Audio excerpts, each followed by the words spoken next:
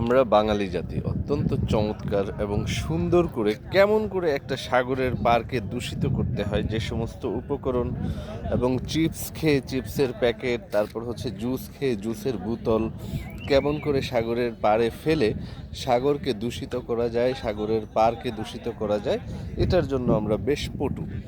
আসলে পড়ন্ত বিকেলে একেবারেই গোধূলি লগ্নে আমি পেকুয়াতে এসে উপস্থিত হয়েছি। আমার এক পাশে হচ্ছে বাংলাদেশ নৌবাহিনী ঘাঁটি পেকুয়া, আর এটা হচ্ছে একেবারেই সাগরের পাড়। এখন ভাটা চলছে, যে কারণে নৌকোগুলো এই ভাটায় এখানে আটকে গেছে।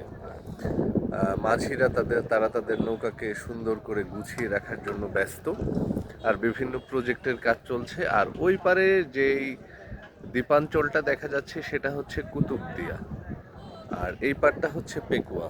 তো আমি অবশ্য বিকেলবেলা একটু রিচার্জ হওয়ার জন্য, রিফ্রেশ হওয়ার জন্য এখানে এসেছি। আমার সাথে ওই যে দেখা যাচ্ছে মিঠুন চক্রবর্তী, সেও এসেছে আমার সঙ্গে। কিন্তু এসে যেই সি বিচের দুরবস্থা দেখলাম, তা দেখে আমার মনটা আনন্দে একেবারে পুলকিত হয়ে গেল। আমরা কত ভালো জাতি, কি সুন্দর করে চিপসের প্যাকেট, কলার খোসা, তারপর টিস্যু, জুসের বোতল, হাবি জাবি, তারপর স্পিড, ড্রিঙ্কসের খালি বোতল, এগুলো ফেলে আমরা দূষিত করে ফেলতেছি।